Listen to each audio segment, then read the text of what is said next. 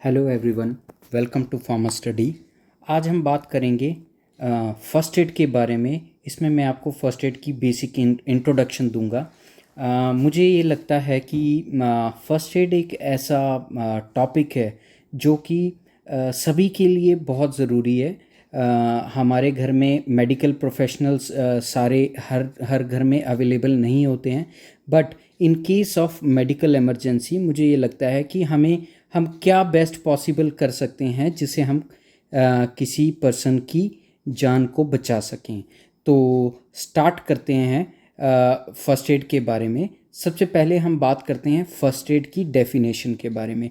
What do you mean by first aid? First aid का मतलब है फर्स्ट मीन्स फर्स्ट। फर्स्ट मतलब प्राथमिक, हिंदी में हम इसको बोलेंगे प्राथमिक। प्राथमिक। Aid means help.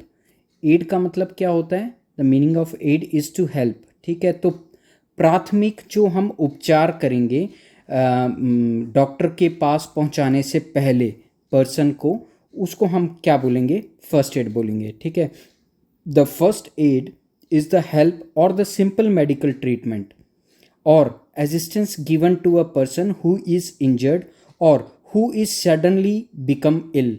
ठीक है, वो आपका क्या होगा? That is a part of first aid. तो ऐसा व्यक्ति जो सिंपल मेडिकल ट्रीटमेंट, जिसको हम हेल्प करेंगे in terms of simple medical treatment, उसकी हम हेल्प करेंगे in case of injury, in case of accident. कोई एक्सीडेंट हो गया, उस केस में जब हम किसी पर्सन की हेल्प करेंगे, और जो एकदम से अचानक से बीमार हो गया है, ठीक है, अचानक से जो बीमार हो गया है, ऐसे पर्सन को हम जो हेल्प प्रोवाइड कराएंगे हॉस्पिटल में पहुंचाने से पहले, उसको हम क्या बोलेंगे? फर्स्ट एड बोलेंगे। ठीक है, तो अब हम बात करते हैं कि अगर हम फर्स्ट एड की बात कर रहे हैं तो फर्स्ट एड के बेसिक्स स्टेप्स क्या हैं, बेसिक्स क्या हैं फर्स्ट एड के। ठीक है, तो सबसे इम्पॉर्टेंट बेसिक जो फर्स्ट एड का है, जो सबसे पहला है, how to recognise emergency. Emergency को आप कैसे रिकॉग्नाइज करोगे? Second, how to act in emergency. अब आपने एमरजेंसी को रिकॉग्नाइज कर लिया है, आपको पता चल गया कि एमरजेंसी, ये सिचुएशन एक एमरजेंसी है। जैसे कि मान लिया है दो गाड़ियां आपस में टकरा गई, ठीक है, तो आपको पता चल गया कि वो एक मेडिकल इमरजेंसी है। वहाँ उसमें जो पर्सन्स होंगे उनको कुछ ना कुछ इंजरी हुई होगी। How to act in emergency. अब आपको एक्ट कैसे करना है, कैसे आपने उसको हेल्प प्रोवाइड करानी है, बेसिक्स ट्रीटमेंट आपने कैसे प्रोवाइड कराना है। Next, how to avoid disease. Disease को कैसे अवॉइड करोगे? How to avoid injury. And last में जो सबसे इंपॉर्टेंट है, how to assemble a first aid kit. ये बेसिक्स हैं आपके फर्स्ट एड के। ठीक है, पहले दो पॉइंट्स जो हैं वो पर्टेन करते हैं, या वो किससे उनका लेना देना है, वो रिकॉग्नाइज एमरजेंसी और एक्ट इन एमरजेंसी। इन दोनों केस में आप, ये जो दोनों पॉइंट्स हैं वो विक्टिम से रिलेटेड, जो पेशेंट है उससे रिलेटेड है। How to avoid disease, how to avoid injury and how to assemble first aid kit. ये फर्स्ट एड जो प्रोवाइडर है या फर्स्ट एड का जो पर्सन है उससे रिलेटेड पॉइंट्स हैं। तो वन बाय वन हम सभी पॉइंट्स को डिस्कस करेंगे। तो सबसे पहला पॉइंट है, how to recognise emergency. Emergency को आप कैसे रिकॉग्नाइज करोगे? तो एमरजेंसी को रिकॉग्नाइज करने के आपके 4 पॉइंट्स हैं। ठीक है, 4 पॉइंट्स क्या क्या है? सबसे पहले, unusual personal appearance and behaviour. Second है नॉइसेस। थर्ड है अडर्स एंड अनयूजुअल साइट्स। ये 4 स्टेप्स हैं या 4 पॉइंट्स हैं। इनमें से अगर किसी को कुछ भी आप ऑब्जर्व करते हो तो वो कौन सी कैटेगरी में आएगा? वो एमरजेंसी की कैटेगरी में आएगा। तो अनयूजुअल पर्सनल अपीयरेंस और बिहेवियर में सबसे पहला पॉइंट जो आपने ऑब्जर्व करना है पेशेंट में या पर्सन में, सडन कोलैप्स और अनकॉन्शियसनेस। कोई पर्सन बेहोश हो गया है, एक अचानक से गिर गया है, तो वो एक आपका क्या है? मेडिकल इमरजेंसी है। स्लर्ड स्पीच, कन्फ्यूजन, ड्राउसीनेस, बहुत ज़्यादा स्लीपिंग में है, नींदा है जिसको हम बोलते हैं। स्लर्ड स्पीच, प्रॉपरली वो बोल नहीं पा रहा है, ठीक है, कन्फ्यूजन में है, ठीक है, तो ऐसा पर्सन रिक्वायर्स फर्स्ट एड, ठीक है, such type of person requires first aid, तो वो एक मेडिकल इमरजेंसी है।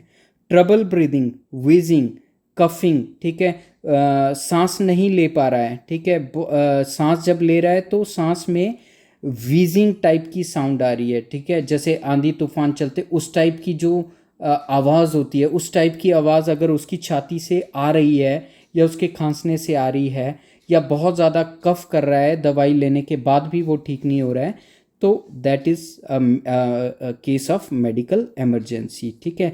Next, clutching of chest and throat, ठीक है, clutching of chest and throat, chest और जो गला है वो बहुत ज़्यादा हार्ड हो गया है, सांस नहीं ले पा रहा है, उस केस में मेडिकल इमरजेंसी इज़ रिक्वायर्ड, ठीक है।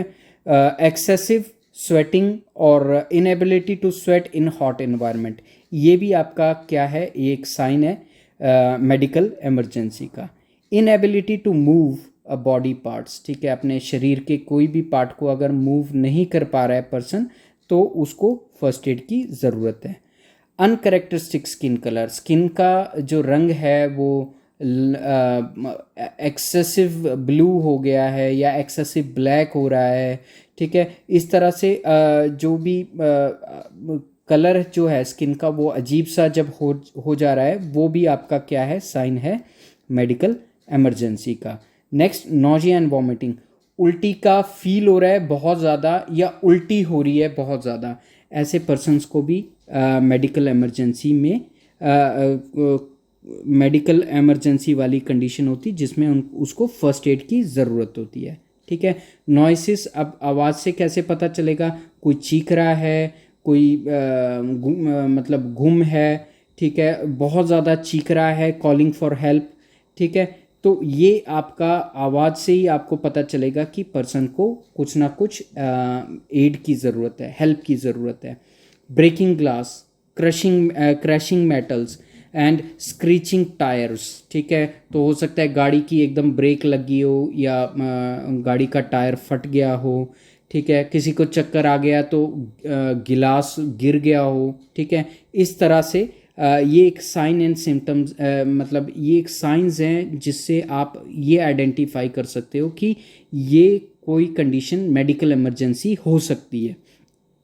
सडन लाउड और अनआइडेंटिफाइबल साउंड्स, ठीक है, बहुत ज़्यादा ज़ोर से आवाज़ आ रही है और ऐसी आवाज़ आ रही है जिसको आप आइडेंटिफाई नहीं कर पा रहे हो, अजीब सी आवाज़ है, तो वो भी एक साइन एंड सिम्टम्स हो सकता है, साइन हो सकता है किसका, मेडिकल इमरजेंसी का। Sound of structural collapse, falling ladders, ठीक है, सीढ़ियाँ गिर गई या स्ट्रक्चरल कोलैप्स हो गया, मान लिया बिल्डिंग ही पूरी गिर गई, तो वो भी आपको कैसे पता चलेगा, साउंड से ही पता चलेगा कि इमरजेंसी, मेडिकल इमरजेंसी या कोई इमरजेंसी हो गई है, ठीक है। एन इन्फेंट और child crying for unexplained reason, ठीक है, एक बच्चा है और या न्यूली बॉर्न बच्चा है, वो अनएक्सप्लेन्ड रीज़न से वो रो रहा है, ठीक है, मीन्स वो अनकंफर्टेबल है, उसको हेल्प की ज़रूरत है, फर्स्ट एड की ज़रूरत है, ठीक है। अडर्स से भी आप पहचान सकते हो, इसमें सबसे बेस्ट एग्जांपल मैं सबको कोट करता हूँ, ये भोपाल गैस ट्रेजेडी है, ठीक है, भोपाल गैस ट्रेजेडी में बहुत सारे लोग जो थे वो अनफॉर्चुनेटली एक्सपायर कर गए थे, ठीक है, तो जो ये है इसमें अडर्स में देखो, अनयूजुअली स्ट्रॉन्ग अडर्स अगर कहीं से आ रही है तो आपको वो सोर्स ऑफ अडर देखना है, आइडेंटिफाई करना है और उस पर एक्ट करना है। अनरिकग्नाइजेबल अडर्स, ठीक है, जिसका आपको नहीं पता है, ठीक है। इनएप्रोप्रिएट अडर्स, बहुत ही अजीब सी स्मेल आ रही है, ठीक है, वो द स्मेल ऑफ स्मोक, ठीक है, वो आपको एक तरह से साइंस देता है कि यहाँ पर इमरजेंसी हुई है या इमरजेंसी होने वाली है, ठीक है, तो उस पर एक्ट करना है आपको। अनयूजुअल साइट्स में ये कॉमन से है, जैसे fallen boxes, broken glass, overturn chair, ठीक है, vehicle run off road and twisted bicycle, burning pot in the kitchen और the smoke from the oven, ठीक है, स्पॉइल्ड मेडिसिन्स, इंसेक्टिसाइड्स और any other container near a home, ठीक है, घर के पास कहीं मेडिसिन्स वगैरह गिरी है, अचानक से कहीं आसपास गिरी, हो सकता है किसी ने पॉइजन खाया हो, ठीक है। फॉलन इलेक्ट्रिकल लाइंस और ट्रीज़, हो सकता है किसी को इलेक्ट्रिक शॉक लगा हो, ठीक है। स्पार्क, स्मोक्स एंड ट्रीज़, ये सारे आपके क्या हैं, एक इंडिकेटर्स हैं जिसमें आपको पता चलता है कि हाँ इमरजेंसी हुई है और इमरजेंसी पर एक्ट करने की ज़रूरत है, ठीक है। इमरजेंसी पर एक्ट करने की ज़रूरत है। तो आई होप ये आपको समझ में आ गया होगा। नेक्स्ट बात करते हैं, जब आपको इमरजेंसी का पता चल गया, इमरजेंसी हो गई है, फॉर एग्ज़ाम्पल दो गाड़ियां जो है वो क्रैश कर गई, ठीक है, आपको नॉइज़ से पता चला कि इमरजेंसी हुई, आप क्रैशिंग पॉइंट पर पहुंच गए हो। अब how to act in in emergency, अब आप पहुंच तो गए हो पर आपने सबसे पहले क्या करना है ये आपको पता होना चाहिए। So being a first aid provider, आपको 3C याद रखने हैं। First is check, second is call, third is care, ठीक है। तो चेक, कॉल, केयर, ठीक है। तो सबसे पहले मान लिया स्ट्रक्चरल कोलैप्स को रहने देते, एक्सीडेंट का मैंने एग्जांपल लिया था। दो गाड़ियां हैं वो एक्सीडेंट कर गई, बच गई हैं, आप उस पॉइंट पर पहुंच गए हो। अब उस पॉइंट पर पहुंचने के बाद आपने क्या करना है, सबसे पहले आपने चेक करना है, check whether the victim is injured और डिजीज्ड, ठीक है। तो ऑब्वियस है कि एक्सीडेंट हुआ है तो विक्टिम जो है वो इंजर्ड ही हुआ होगा, डिजीज़ मतलब कोई बीमारी नहीं है, ठीक है। अब डिजीज्ड में ये होगा कि फॉर एग्जांपल किसी पेशेंट को या किसी पर्सन को एकदम से चक्कर आया और वो गिर गया, ठीक है। गिरने के बाद आपने ये देखना है कि उसको इंजरी तो नहीं हुई, चोट तो नहीं लगी। चोट लगने के बाद आपने ये देखना है कि वो कोई दवाई वगैरह तो नहीं खाता था किसी चीज़ की, ठीक है, हो सकता है कि उसकी वजह से उसको चक्कर आया हो, ठीक है। तो ये चेक करना है weather the victim is injured और डिजीज। तो मैंने पहले एग्जांपल कोट किया था आपको एक्सीडेंट का, तो एक्सीडेंट हुआ है तो नेचुरली इंजरी ही हुई होगी, ठीक है। ब्रीदिंग और not, this is very important, injury अगर मेजर हुई होगी तो हो सकता है कि वो ब्रीदिंग प्रॉपरली, सांस प्रॉपरली ले रहा है कि नहीं ले रहा है, वो आपने देखना है, ऑब्जर्व करना है पहले, ठीक है। सेकंड, कॉन्शियस और नॉट, ठीक है, कॉन्शियस है कि नहीं है, कॉन्शियस मतलब वो अपनी सुध में है कि नहीं है। अगर वो अपनी सुध में नहीं है तो उसको कुछ पता नहीं होगा, ठीक है। वो अगर अपनी सुध में होगा तो वो बोलेगा कि हाँ दो मैं चला रहा था, गाड़ी चला रहा था, गाड़ी बच गई, ये ठीक है। तो ये चीज़ आपने चेक करनी है, ठीक है। और सबसे इम्पॉर्टेंट चीज़, ठीक है, विक्टिम की विक्टिम या जो पेशेंट है उसका आपने क्या चेक करना है, आपने चेक करना है ABC, airway, breathing and circulation, this is very important, ठीक है। ये सब आपने जब चेक कर लिया, चेक करने के बाद आपने इमीडिएट कॉल करना है। और कॉल कहाँ करोगे, सबसे पहले इमीडिएटली डायल 108, 108 आपका क्या है, नेशनल एम्बुलेंस सर्विस, ठीक है। इसके अलावा अगर 108 पर आप कॉल नहीं कर पाते हो तो आपको कॉल करना है 100 पुलिस हेल्पलाइन नंबर, ठीक है। वहाँ पर नहीं कर पाते हो तो 101 फायर ब्रिगेड, वहाँ पर नहीं कर पाते तो 112 इमरजेंसी हेल्पलाइन नंबर पर कॉल करना है, ठीक है। अगर आप माइनर सी इंजरीज़ हैं, आपने वहाँ नहीं करना है कॉल, तो आप कहाँ कॉल कर सकते हो, आप कॉल कर सकते हो नियरेस्ट नोन मेडिकल प्रोफेशनल्स को कॉल कर सकते हो, लाइक डॉक्टर्स, फार्मासिस्ट, नर्सेस, ठीक है।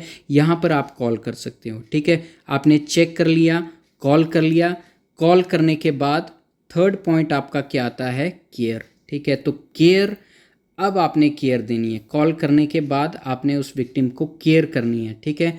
Give best possible care to the victim, ठीक है। तो जो भी बेस्ट ट्रीटमेंट हो सकता है, बेस्ट पॉसिबल केयर हो सकती है, वो आपने पेशेंट को देनी है, ठीक है, till the arrival of medical support. For example आपने 108 पर कॉल किया था तो तब तक जो बेस्ट केयर हो सकती है वो आपने प्रोवाइड करनी है। Check head and spinal injury, ठीक है। तो आपने क्या क्या चेक करना है, सिर पर कोई चोट तो नहीं आई, या स्पाइन मतलब गले गर्दन के पास कोई इंजरी तो नहीं हुई है, चोट तो नहीं हुई लगी है, ठीक है। अगर ऐसा कुछ हुआ है then don't move the victim unless it is necessary, ठीक है। तब तक उस विक्टिम को मूव नहीं करना है, ठीक है, हिलाना नहीं है, बाहर नहीं निकालना है, ठीक है। Next, stop any bleed using cloth और the things available surrounding the incident place. For example मैंने एक्सीडेंट का केस कोट किया था, पहले एक्सीडेंटल साइड से उस पेशेंट को थोड़ा सा साइड में लेकर के ये देखना है ज़्यादा ब्लीड तो नहीं हो रहा है। अगर ब्लीडिंग हो रहा है तो कोई भी कॉटन क्लोथ का यूज़ करके आप उस ब्लीडिंग को रोक सकते हो, ठीक है। और ऐसा नहीं है कि उसको टाइटली आपने प्रेस करना है, ठीक है। उसको इतना कर प्रेस करना है कि ब्लीडिंग स्टॉप हो जाए। कोशिश करना है कि वोंड्स अगर मतलब स्क्रैचेस हैं और उसमें मिट्टी वगैरह लगी या कुछ इस तरह से गंदे हैं तो उसको आप साफ़ कर सकते हो नॉर्मल पानी से। Don't give fluids unless the person is fully conscious, ठीक है। तो ये भी आपको याद रखना है, आपने पेशेंट को पानी नहीं पिलाना है या ड्रिंक्स वगैरह या जूस वगैरह नहीं पिलाना है जब तक वो कॉन्शियस नहीं होता है। अब इसका लॉजिक क्या है? इसका लॉजिक ये है कि जब वो पर्सन अनकॉन्शियस होता है, अनकॉन्शियस होने के कारण जो आप पानी उसको पिलाओगे तो चांसेस होता है वो पानी विंड पाइप में जाएगा। जब विंड पाइप में जाएगा तो पेशेंट के कोलैप्स होने के चांसेस होते हैं, डेथ होने के चांसेस होते हैं, ठीक है। तो इस वजह से उस पेशेंट को कुछ भी आपने नहीं ऑफर करना है, नहीं देना है, ठीक है। Last point, stay calm and continue to aid the person until the medical help arrives, ठीक है। खुद एकदम शांत रहना है, हड़बड़ाना नहीं है, ठीक है। रिलैक्स होकर के काम करना है। सो थर्ड पॉइंट की बात करेंगे, हाउ टू अवॉइड डिजीज़। तो ये बहुत इंपॉर्टेंट है। जब आप फर्स्ट एड, अगर आप फर्स्ट एडर हो या फर्स्ट एड प्रोवाइडर हो, ठीक है, तो और वैसे भी अगर आप फर्स्ट एड प्रोवाइडर भी नहीं हो, आप घर में भी डिजीज़ को कैसे प्रिवेंट कर सकते हो, ठीक है। और ड्यूरिंग फर्स्ट एड प्रोवाइडिंग, जब आप फर्स्ट एड प्रोवाइड कर रहे हो तो आपको कौन कौन सी बातों का ध्यान रखना है, ठीक है। सबसे पहले हैंड वॉश वेरी इंपॉर्टेंट है, ठीक है। तो फर्स्ट एड देने से पहले और देने के बाद आपको हाथ को प्रॉपरली वॉश करना है, ठीक है। हाथ को प्रॉपरली वॉश करना है, ठीक है। हैंड वॉश एसओपी आप देख सकते हो, गूगल में आपको हैंड वॉश के एसओपीज मिल जाएंगे। तो प्रॉपरली हैंड क्लीनिंग करना है, ठीक है। और प्रिवेंशन ऑफ डिजीज़ ट्रांसमिशन, ये बहुत इंपॉर्टेंट है, ठीक है। इसमें आपको देखो क्या ध्यान रखना है, इस सबसे इम्पॉर्टेंट है यहाँ पर आपको क्या ध्यान रखना है। आपने जो ब्लड है, ब्लड के कांटेक्ट में नहीं आना है, डायरेक्ट ब्लड के कांटेक्ट में नहीं आना है, ठीक है, ठीक है। तो सबसे इम्पॉर्टेंट है आपने avoid the contact with blood and other body fluids, ठीक है। बॉडी फॉर एग्जांपल एक्सीडेंट हो गया, ब्लीडिंग हो रहा है तो, और मान लिया आपको कट है लगा, ठीक है।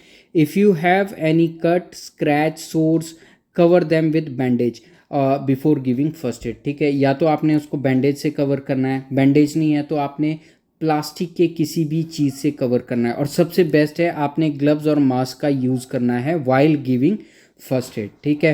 तो आपके जो भी कट है, स्क्रैचेस है, ठीक है, आपको कुछ भी इन्फेक्शन हुआ है और पेशेंट का जो पेशेंट या विक्टिम का जो ब्लड है वो आपके कट के अगर कांटेक्ट में आता है तो चांसेस हैं कि इन्फेक्शन स्प्रेड आपको भी होगा। जो इन्फेक्शन उस पेशेंट को हुआ होगा वो इन्फेक्शन आपको भी हो जाएगा, ठीक है। तो इन छोटी छोटी बातों का आपको ध्यान रखना है, ठीक है। नेक्स्ट सबसे इम्पॉर्टेंट है हाउ टू अवॉइड इंजरी। ये बहुत इम्पॉर्टेंट है।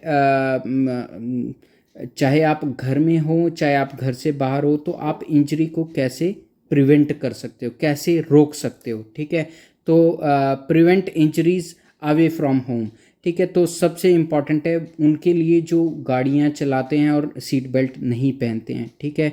तो सीट बेल्ट पहननी है, चाहे आप गाड़ी को बैक कर रहे हो, चाहे आप 1 किलोमीटर ले जा रहे हो, 2 किलोमीटर, जहाँ मर्जी ले जा रहे हो, ठीक है। और सभी को ये बात बतानी है कि जो आपका सीट बेल्ट है वो आपको पहनना है, ठीक है। Next, children under 13 year should ride in a back seat, ठीक है। तो 13 साल से छोटे बच्चों को बैक सीट में ही बिठाना है।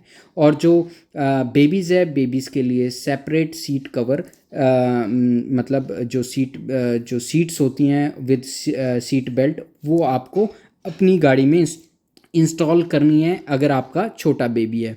सबसे important, do not mix drink and drive. अगर आपने ड्रिंक किया है तो आपने ड्राइव नहीं करना है।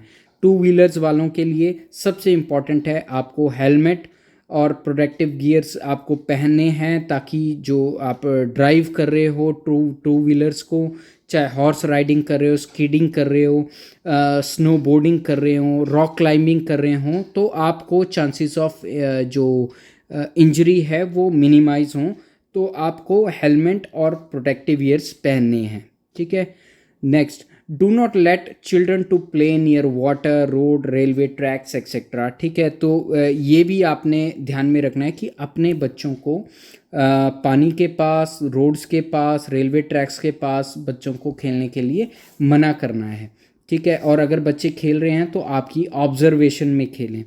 Wear safety goggles while using power tools और वर्क विद केमिकल्स। ठीक है। तो पावर टूल्स अगर आप यूज़ कर रहे हैं, जैसे फॉर एग्ज़ाम्पल जो आपकी वो होती है मशीन, जो भी मशीन्स होती हैं, ठीक है, आप चाहे ड्रिलिंग मशीन का यूज़ कर रहे हो, ठीक है, या आप स्ट्रॉन्ग केमिकल्स का यूज़ कर रहे हो, तो आपको क्या करना है, गॉगल्स वियर करने हैं। ठीक है। ये तो बात हुई आउटसाइड होम के बारे में। विद इन होम आप कैसे कर सकते हो? सबसे इम्पॉर्टेंट, जो मेडिसिन्स हैं वो बच्चों की पहुंच से दूर रखनी है। इसके अलावा जितने भी इंसेक्टिसाइड्स और केमिकल्स हैं वो आपने सेपरेट रखने हैं, उसका सेपरेट स्टोर टाइप बनाना है, या अलमीरा लॉक एंड की में रखने हैं, और बच्चों की पहुंच से दूर रखने हैं। ठीक है। इलेक्ट्रिकल कोड्स भी जो हैं वो बच्चों से दूर रखनी है। ठीक है। घर में एक फायर एक्सटिंग्विशर होना बहुत ज़रूरी है। ठीक है। आग बुझाने वाले यंत्र को हम क्या बोलते हैं? Fire extinguisher. ठीक है। तो वो आपके पास घर में होना चाहिए। ठीक है। Install smoke and carbon monoxide detectors, वो घर में होने चाहिए, खासकर वो घर जहाँ पर चूल्हा जलता है, या वो ऐसे घर जहाँ पर आग का यूज़ किया जाता है घर को वार्म करने के लिए। तो ऐसे घरों में smoke and carbon monoxide detectors use करने चाहिए। ठीक है। Never store poison and chemicals in a food and empty medicine containers. ठीक है। ये मैक्सिमम हर घर में गलती करते हैं। जो आपकी दवाइयाँ खाली होगी होती हैं उसमें हम क्या कर देते हैं, फिनाइल रख देते हैं, या कोई केमिकल रख देते हैं। ठीक है। इस टाइप में हम ये कॉमन सी मिस्टेक है जो हम करते हैं, तो ऐसा नहीं करना है। और अगर आप बाय चांस अगर आप किसी मेडिसिन या एम्प्टी मेडिसिन कंटेनर में आप कुछ चीज़ डाल रहे हो, तो सबसे पहले तो उस दवाई के लेबल को प्रॉपरली आप साफ़ कर लो, और मार्कर की हेल्प से आप उस चीज़ का नाम लिखो जो आप उसमें डाल रहे हो। ठीक है। फिनाइल डाल रहे हो तो फिनाइल लिखो। ठीक है। कुछ और डाल रहे हो, ब्लीचिंग पाउडर डाल रहे हो तो ब्लीचिंग पाउडर लिखो। ठीक है। जो भी डाल रहे हैं वो आपने उसका नाम लिखना है, वो बहुत ज़रूरी है। ठीक है। ऐसा ही मतलब कॉमन से केसेस हैं जो हमारे इसमें हो जाते हैं, मिस हैपनिंग्स हो जाती हैं। बाय मिस्टेक कोई पर्सन उसको दवाई सोच के खा लेता है, और यूजुअली होता है ये कफ सिरप्स के केस में है। ठीक है। कफ सिरप्स कॉमन सा होता है। ठीक है। तो इसलिए ऐसा नहीं करना है। ठीक है। जो आपके इलेक्ट्रिकल अप्लायंस है उसको पानी से दूर रखना है। And keep first aid kit at home. ठीक है। तो आपके घर में फर्स्ट एड किट होना ज़रूरी है। ठीक है। तो फर्स्ट एड किट में क्या क्या होना चाहिए वो हम नेक्स्ट स्लाइड में डिस्कस करेंगे कि आपकी फर्स्ट एड किट में क्या क्या होना चाहिए। ठीक है। ठीक है। तो अब हम बात करते हैं सबसे लास्ट पॉइंट की अपने इस वीडियो के, फर्स्ट एड किट। ठीक है। तो फर्स्ट एड किट में आपके पास क्या क्या होना चाहिए?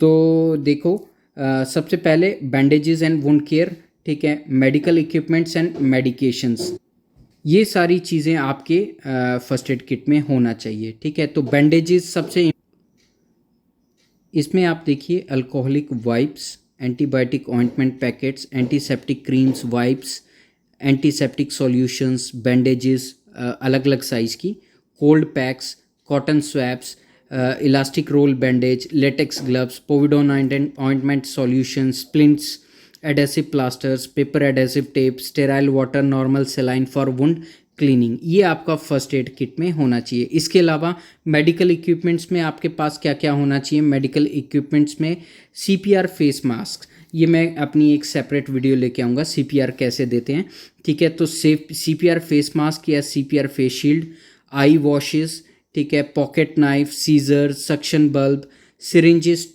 20, 30, 50 ml, थर्मोमीटर्स एंड ट्वीज़र्स, ठीक है। ये कुछ इंस्ट्रूमेंट्स है। इसके अलावा और कुछ भी आप रख सकते हो, ग्लूकोमीटर हो गया, BP अपरेटस हो गया, ठीक है। ये सब चीज़ें भी आप रख सकते हैं अपने इसमें। BP अपरेटस हो गया, ग्लूकोमीटर हो गया, ठीक है, क्योंकि आजकल ये चीज़ें कॉमनली मतलब ईजिली अवेलेबल होती है और लगभग हर हाउस होल्ड में अब होती है, ठीक है। मेडिसिन्स में आपको OTC मेडिसिन्स होती है, over the counter medicines, like paracetamol आपके पास होना चाहिए, कैलामाइन लोशन होना चाहिए, skin rash cream, antacid tablet, suspension, cough syrup, ठीक है, मॉस्किटो रिपेलेंट क्रीम, ठीक है। कहीं आप टूरिंग पर जा रहे हो तो आपके पास ये चीज़ें होनी चाहिए, ठीक है।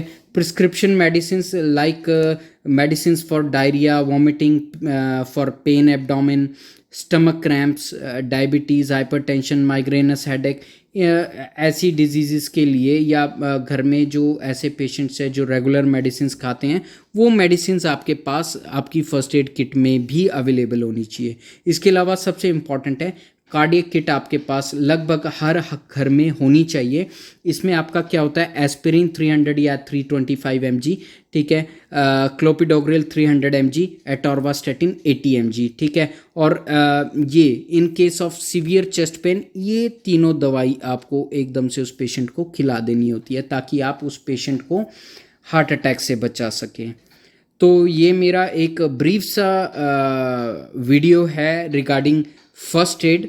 आई होप मेरा ये वीडियो आपको अच्छा लगा होगा। अगर आपको मेरा ये वीडियो अच्छा लगा है तो आप इसे मेरे चैनल को सब्सक्राइब कीजिए, शेयर कीजिए, लाइक कीजिए और अपने सारे फ्रेंड्स के साथ शेयर कीजिए। फर्स्ट एड के लिए मैं लगभग आपको हर तरह के सिचुएशंस लेकर के आऊँगा और कोशिश करूँगा कि मैं फ़र्स्ट एड में हर चीज़ आपको कवर करके दूँ। Thank you for watching.